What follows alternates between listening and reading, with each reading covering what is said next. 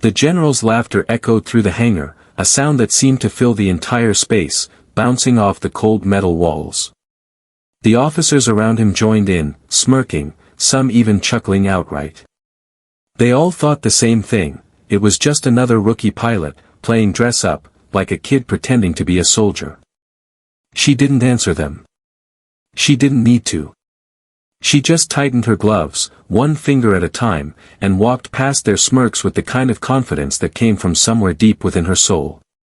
She didn't look back, she just climbed into her F-16 like she'd done it 100 times before, though it was her first real drill. 15 minutes later, her voice broke through the comms, calm, precise, surgical. 2 enemy aircraft down, 1 evasive roll never before recorded. The base went absolutely silent. Echo 5, the call sign they'd mocked, had just broken a combat flight record that had stood untouched for 20 years. The room was stunned into disbelief. The same pilots who had laughed, the same general who'd scoffed, they were all silent now. They had underestimated her in the worst way.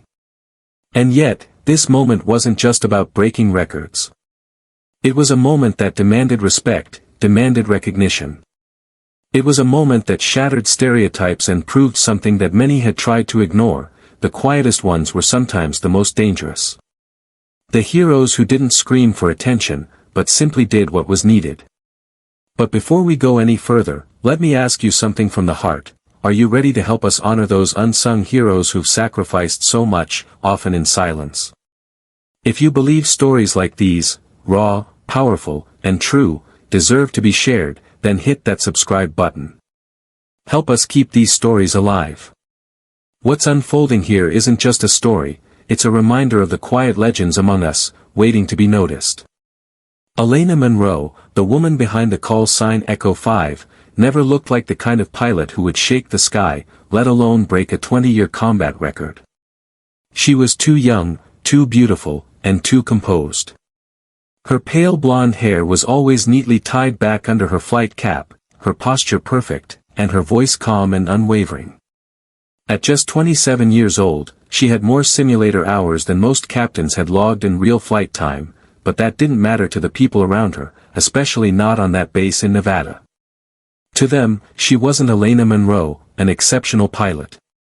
She was Colonel Monroe's daughter.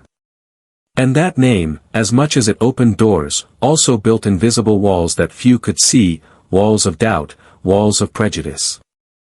Elena had been stationed at Nellis Air Force Base for some time, reassigned from intelligence coordination to flight command after acing a series of test evaluations. Her instructors had flagged her as instinctively precise, and one even noted that she flew as though she could hear the plane speak. But high command was reluctant to let her soar. It wasn't because of her skill. No, her skill was undeniable. But there was something about her, something they couldn't figure out. She had skipped the traditional climb through the academy ranks. She didn't boast a long combat history. She wasn't loud about her qualifications, in fact, she never bragged. And that, above all else, unsettled them. In a world that celebrated bravado and loud confidence, they didn't trust silence. They didn't know what to do with her. Her call sign, Echo 5, wasn't a proud choice. It was assigned to her after an early simulator glitch in which her cockpit audio failed, and she still managed to complete the mission perfectly, relying only on visuals and instinct. Most called it luck. Some mocked it. But the name stuck.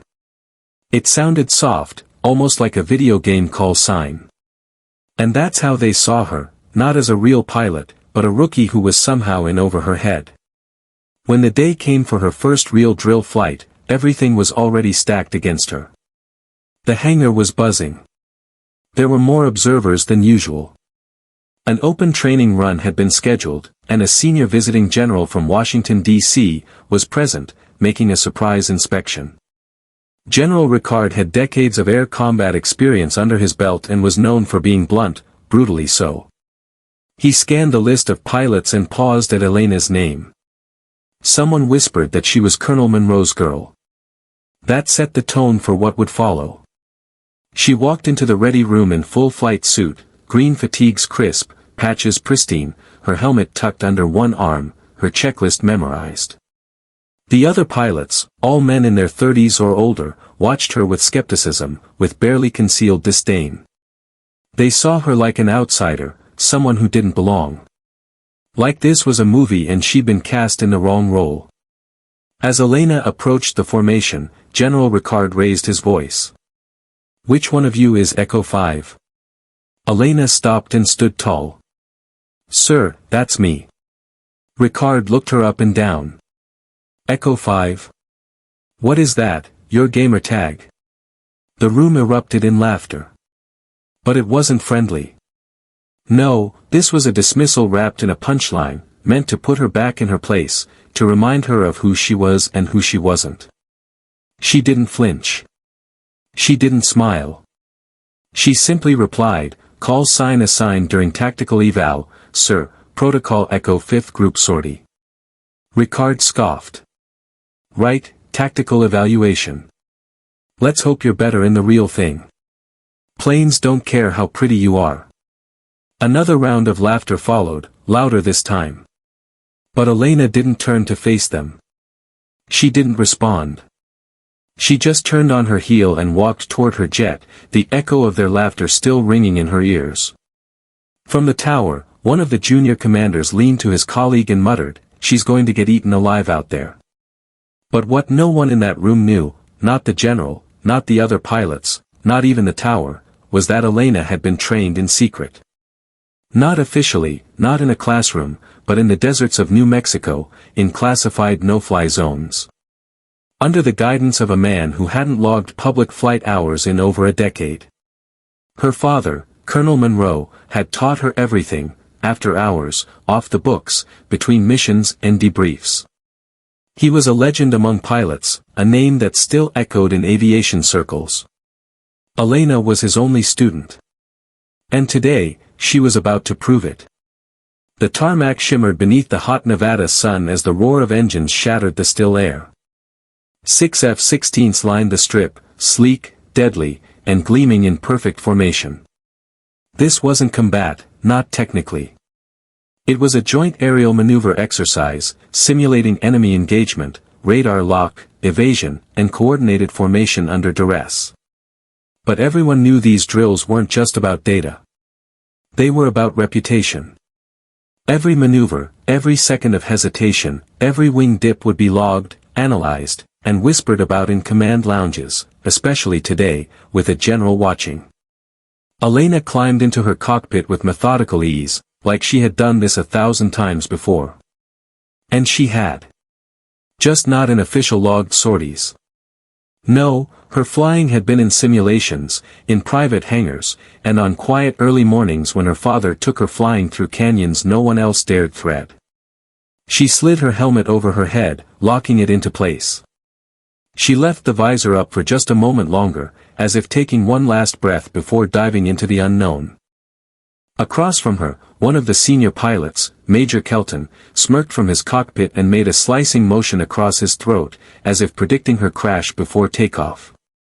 It didn't shake her. It only confirmed what she already knew. They weren't just skeptical. They were hoping she would fail. Eagle formation, came the command through the comms. Standard 2x3 grid. Echo 5, your tail end Charlie. Stay tight. Do not break protocol. Copy. Elena's voice was steady, unshaken. Copy. Wheels up. The jets roared down the runway, one by one, lifting into the cobalt sky like steel falcons.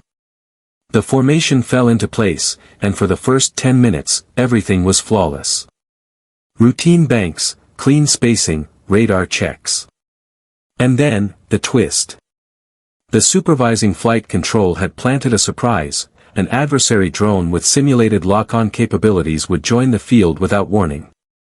The pilots were expected to respond under pressure, communicating and coordinating evasive maneuvers while maintaining formation.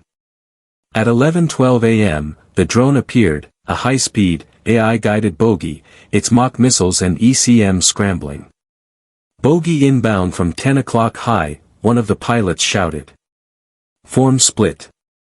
Echo 5, maintain rear, came the order. But something was wrong. The drone wasn't following the predicted patterns. It cut sharply into the lower altitude range and accelerated beyond the simulation's limits. One of the F-16s, Major Kelton's, dropped 200 feet off course trying to adjust. Then the unthinkable happened. His fuel system failed. "I've got a red light. Fuel integrity compromised." Kelton's voice cracked in panic. "I'm venting and losing thrust. Regroup, regroup." The tower's voice was sharp, almost frantic.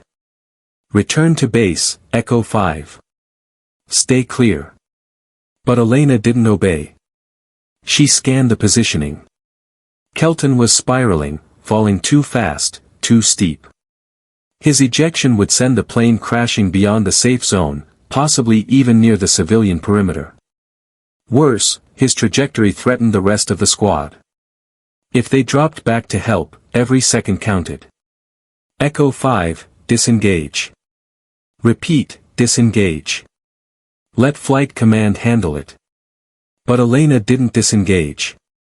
Instead, she banked hard left, so hard that her sensors screamed under the G-forces, and dove toward Kelton's F-16. Her maneuver was impossibly tight, unorthodox, outside the standard playbook. "What the hell is she doing?" someone yelled from the tower. Her voice came through the comms, "Calm, steady, Echo 5, initiating vector tether." There was no such maneuver in the manual. She positioned her jet parallel to Kelton's, less than 30 feet away, close enough for wake turbulence to rock her wings, close enough that one miscalculation would send both of them crashing. She mirrored his angle, adjusted for drift, and began using her jet's air pressure to redirect his descent. The physics of it were absurd, but it worked. The combined slipstream pressure slowed Kelton's fall. She stabilized him just long enough for emergency response to scramble a refueling bird. Seconds later, it swooped in to offload enough fuel to get him back to base. The other jets returned, and the tower went quiet. Even General Ricard, who'd been shouting orders just minutes before, was silent now. Elena landed last. The hangar was still.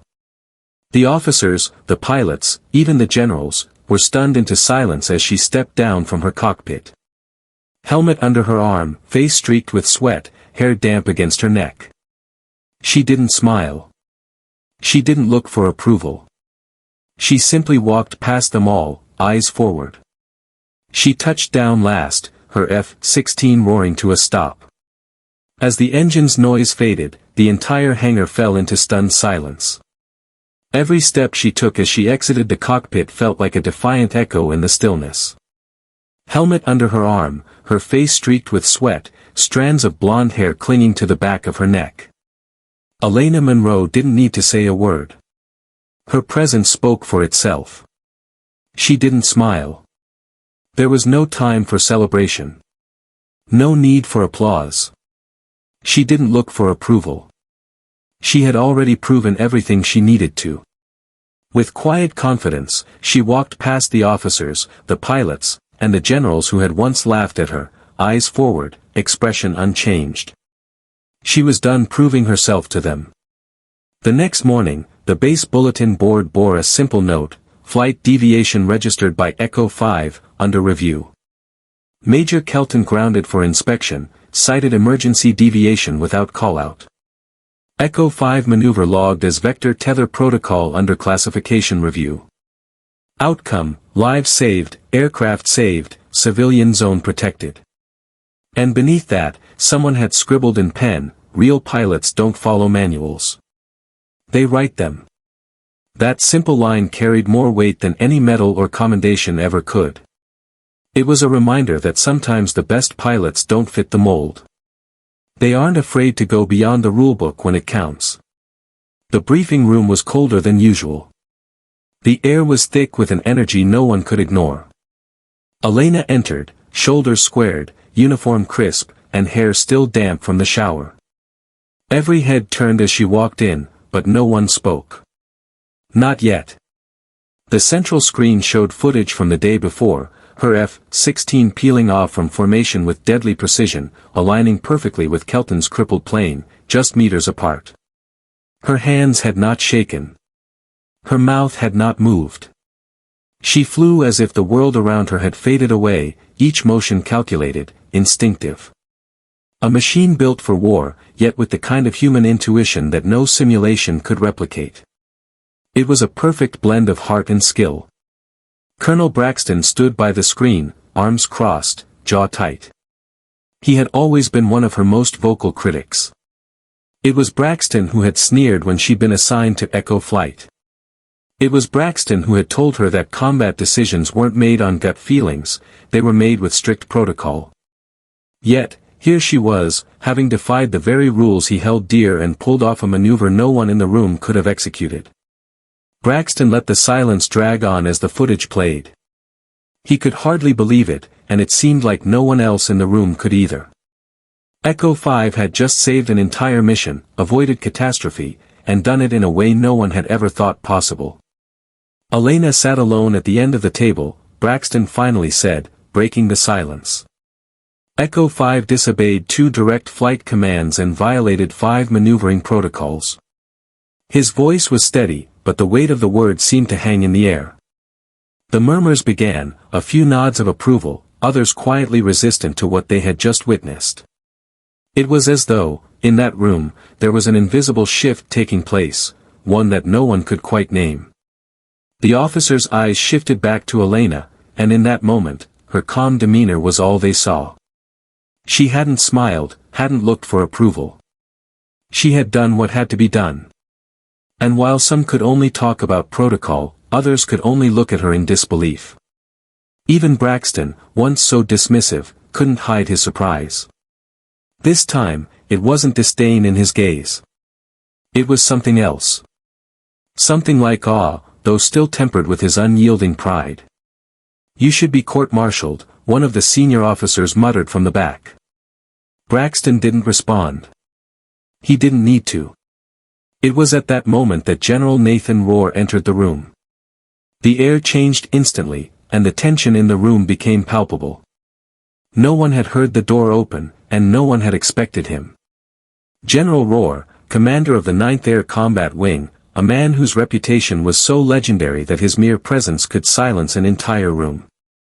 He was a living legend, a man whose opinion could reshape careers, even entire careers like Elena's. He had not attended a post-drill review in over a decade, and yet, here he was. The officers stood frozen, unable to move, unable to speak. Even Braxton stiffened, his posture betraying the unease he was trying to hide.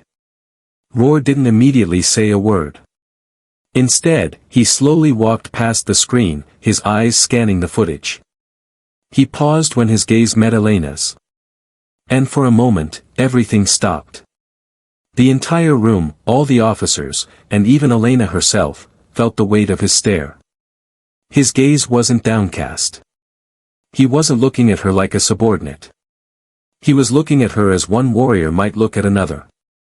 It was respect, deep, unwavering respect. Then, without a word, Rohr raised his hand and placed it flat against his heart. The gesture was slow, deliberate, something older than military protocol, something that transcended rank. Then he bowed his head, an act of reverence. It wasn't a salute. It wasn't a congratulation. It was human respect, a recognition of the sacred bond between warriors who knew the cost of war and the price of a life saved. Elena didn't move. Her eyes glistened slightly, but her face remained still. She couldn't speak. What could she say? She had nothing left to prove to anyone. But this acknowledgement from Rohr, the greatest of them all, was more than enough. Rohr turned his attention to the rest of the room. "If any of you still question who the real pilot is in this room," he said, his voice commanding, "you're not qualified to sit here."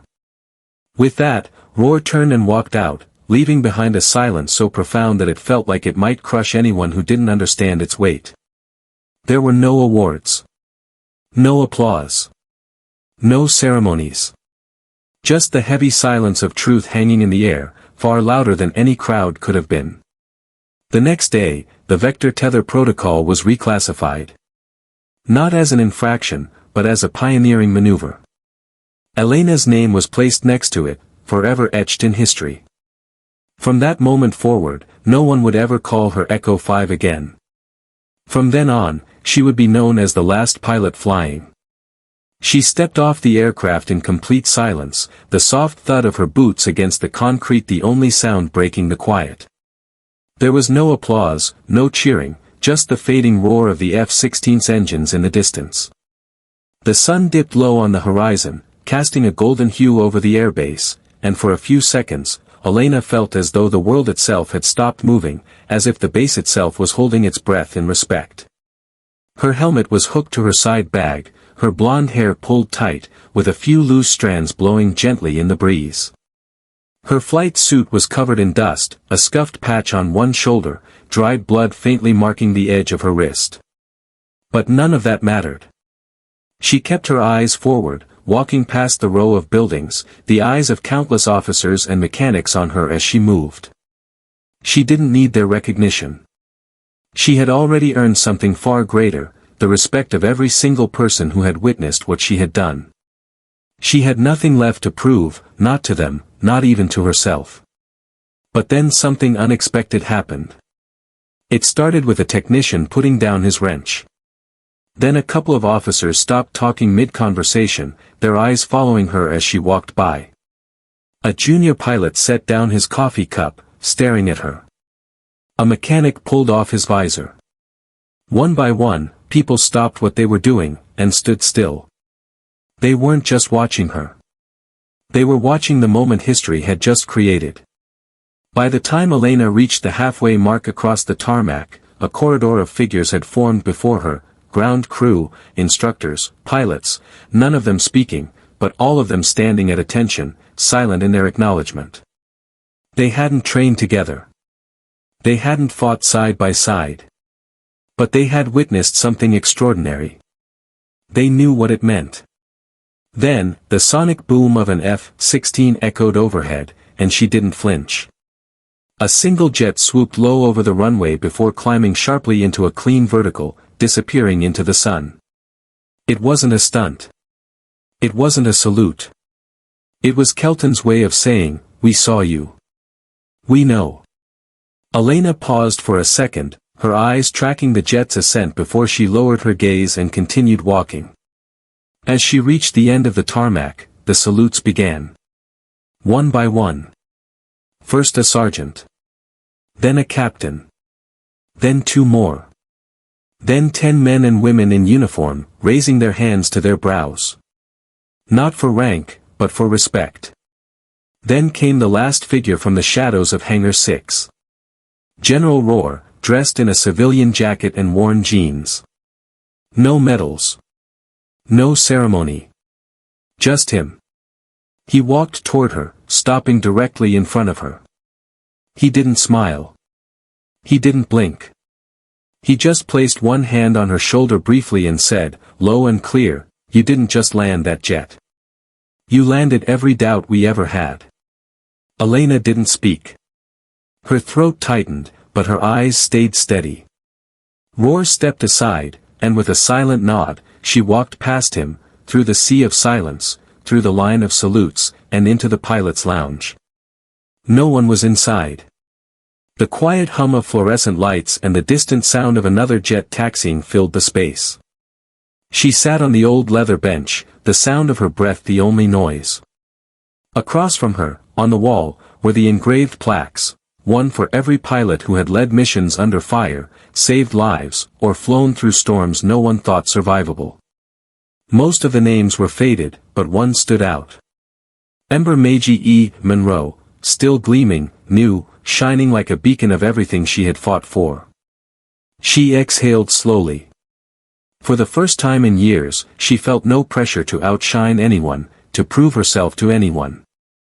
The mission was over, and her name was no longer just a part of a manifest. It was on the wall, forever. The story of Elena Monroe is a powerful reminder of the quiet strength and resilience that often go unnoticed in a world obsessed with loud victories and outward displays of success. It speaks to the heart of what it means to truly break barriers, not through arrogance, but through competence, courage, and, most importantly, humility. Elena didn't need validation from anyone. She didn't care for applause or accolades.